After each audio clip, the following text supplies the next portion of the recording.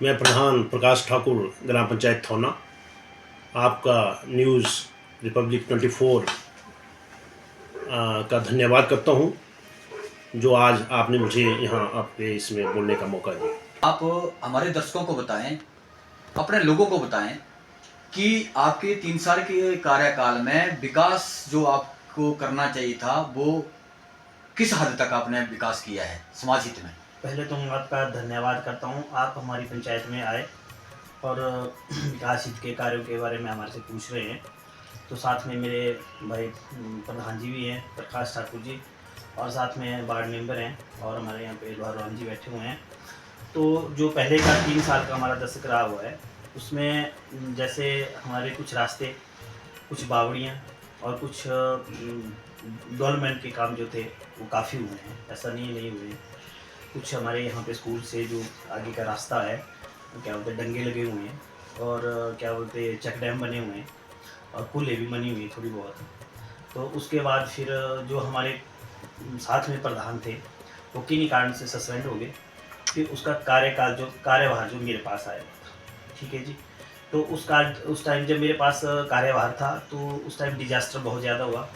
तो जब डिजास्टर हुआ तो हमारे कुछ, जैसे डिजास्टर के टाइम में जो क्या बोलते हैं, दंगे थे, और कुछ लोगों के खेत बह गए और गौशालाएँ बह गई। तो हमने डिजास्टर के टाइम पे करीब करीब कितने डंगे लगे होंगे आपकी पंचायत में? कम से कम 12, 13, 14 डंगे लगे। अच्छा, मकानों का क्या व्यवस्था? मकानों का हमने 13 लोगों को मकान दिए हुए हैं डिजास्टर के टाइम में, और 5 ऐसी गौशालाएँ थी जो बिल्कुल ही ख़त्म हो चुकी थी, उनके लोगों के खाते में पैसे आए हुए। सर, रोडों की व्यवस्था कुछ ऐसी लग रही है आपकी पंचायत में?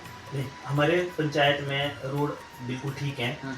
एक हमारा जो हंडकली वाला रोड है वो डिजास्टर में थोड़ा ख़राब हुआ है जी। क्योंकि उस टाइम उस रोड की हालत ऐसी है, ना ही पीडब्ल्यूडी वाले दंगे दे रहे हैं, क्योंकि वो बिल्कुल ही टोटल लॉस हो गया है। जी जी। हमने बात की है पीडब्ल्यूडी वालों से, और वहाँ पे पुल भी बन रहा है। तो जब पुल का निर्माण हुआ तो जो ठेकेदार था वो कि बीमार हो गया, तो नेक्स्ट बंदे को ठेका दिया, और अब सुचारू रूप से पुल का काम चला हुआ है।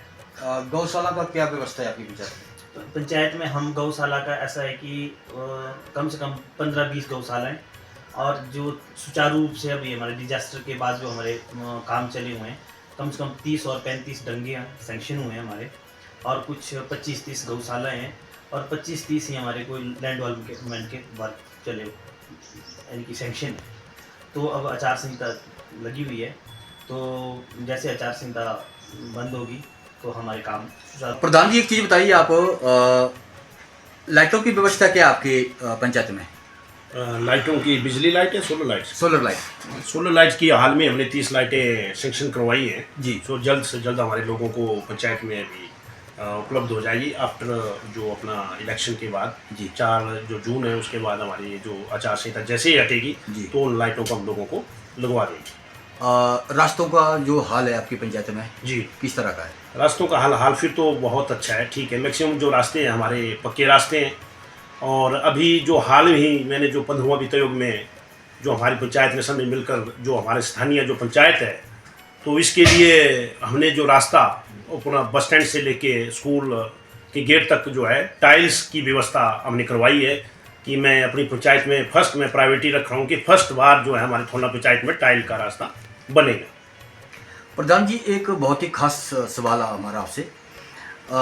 आगे का जो भी पंचायत के अंदर टाइम फ्रेम बचा हुआ है जी, आपकी आगे की समाज के हितों को लेके किस तरह की योजनाएं हैं, वो हमारे दर्शकों को बताएं आप। जी, मैं इसके बारे में आपको जरूर बताना चाहूँगा कि मेरी जो सोच है, जो अभी 1-1.5 साल का टर्म जो मेरे पास अभी बचा हुआ है, इसमें यथासंभव मैं पूरी कोशिश करूँगा कि लोगों के सहयोग से मुझे लोगों का सहयोग मिले, और जितना भी मेरे से होगा मैं लोगों के हित के लिए कार्य करूँगा। और माता मुरहा देवी एक हमारा यहाँ मंदिर पड़ता है, मेरी फर्स्ट प्रायोरिटी है। जो मैं इलेक्शन में लोगों से वोट मांगने के लिए गया था, तो मैंने लोगों के समक्ष ये मांग रखी थी कि मैं आपको वादा करता हूँ कि इस टर्म के अंदर जितना भी मेरे से कोशिश होगी, उस रोड को मैं पूरा जो पैच वर्किंग जैसे पक्का करने के लिए कुछ कोशिश करूँगा, और जितना मेरे से हो सके इस टर्म में 1.5-2 साल में उसको पक्का करने की पूरी कोशिश करूँगा, ताकि छोटी से छोटी गाड़ी भी माता मुरहा देवी के मंदिर जा सके, और वहाँ लोग जो माता मुरहा देवी के दर्शन कर सके।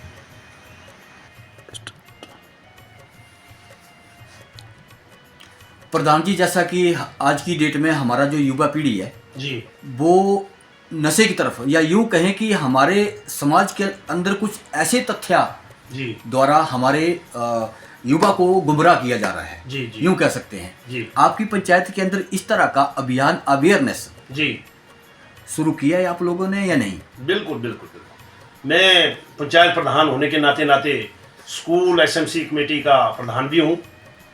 तो मैंने स्कूल प्रिंसिपल और अनध्या जो टीचर्स हैं उनको आदेश भी जारी किए थे कि भाई आप नशे के ऊपर जो है वो अपना बच्चों की एक रैली निकालें, ताकि लोगों को भी और बच्चों को भी जागरूक करें कि इस नशे से दूर रहें और इससे बचाव करें। और हाल में ही 2-3 दिन पहले हमारे स्कूल प्रबंधन कमेटी के द्वारा और स्कूल के द्वारा जो है वो रैली निकाली गई, जिसमें अवेयर किया गया बच्चों को भी और लोगों को भी नशे से दूर रहने के लिए इसमें अवेयरनेस की गई।